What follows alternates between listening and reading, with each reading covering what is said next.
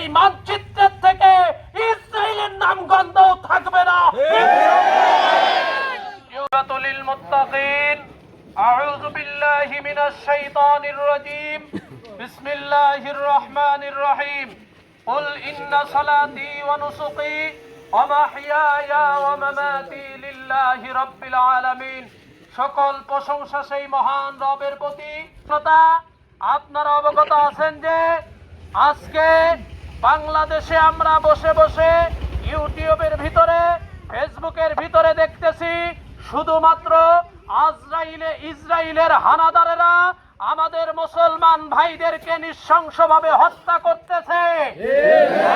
এর প্রতিবাদ করলে আমাদেরকে জিএমবি বলে চালিয়ে দেওয়ার চেষ্টা চালাচ্ছে। আজকে ইহুদি যদি মারা যায়, আরেক ইহুদি বক্তব্য দিলে কিছু হয় না, আমরা কথা বললে জিএমবি বলা হয়। আমরা আজকে বলতে চাই, যারা ইসরায়েলের পক্ষে লড়তেছ, আগামী দিনে মনে রেখো, নমরুদ যেমন নিষ্পেষিত হয়েছে, ফেরাউন যেমন চিরতরে ডুবে গিয়েছে, একদিন এই মানচিত্রের থেকে ইসরায়েলের নাম গন্ধও থাকবে না। প্রিয় ভাইরা আমার, শুধু তাই নয়, যেই মসজিদের ভিতরে আঘাত এনেছে ওই মসজিদ মুসলমানদের প্রথম কেবলা, ওই মসজিদ হলো হৃদয়ের স্পন্দন মুসলমানদের। ওই মসজিদের ভিতরে সকল নবীকে নিয়ে আমার আপনার নবী নামাজ আদায় করেছে। ইহুদিদেরকে জানিয়ে দিতে চাই, ও ইহুদিরা, তোমরা যতই ষড়যন্ত্র করো না কেন, আমরা বাংলার জমিনে বাংলার মুসলমানেরা এক হয়ে গিয়েছি। আমি আজকে সারা বাংলাদেশের নয়, সারা বিশ্বের সকল মুসলিমদেরকে উদাত্ত আহ্বান জানাই, ও মুসলিম তাওহীদি জনতা, হৃদয়ের স্পন্দনের ভিতরে একটাবার খোঁচা দেন। এক মুমিন অপর মুমিনের ভাই। আল্লাহর নবী বলেছেন, আল মুমিনুনা কারাজুলু ওয়াহিদ ইনিস্তাকা ইউনুহু ইনিস্তাকা কুল্লুহু ইনিস্তাকা রাসুহু। মাথায় যদি আঘাত লাগে, শরীরে যদি ব্যথা অনুভব না করেন, বুঝা লাগবে শরীর প্যারালাইজড হয়ে গিয়েছে। তদ্রূপ এক মুমিন ভাই যদি অপর মুমিনের আঘাত সহ্য করে বসে থাকে, বুঝতে হবে তার ঈমানের প্যারালাইজড হয়ে গেছে।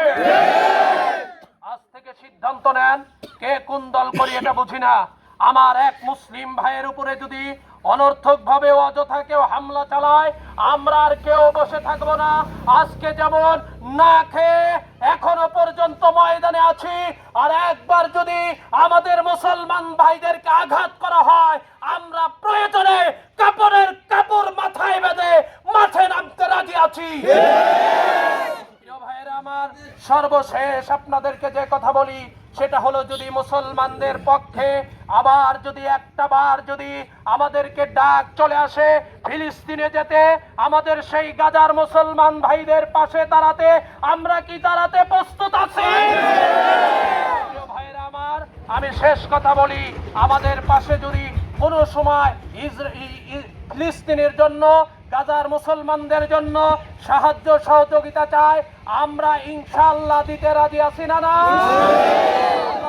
আমাদের এই পথসভা এবং এই আয়োজনকে মুসলমানদের পক্ষে কথা বলার কারণে আল্লাহ পাক যেন আমাদেরকে কবুল করে নেয়। সকলে বলেন আমিন।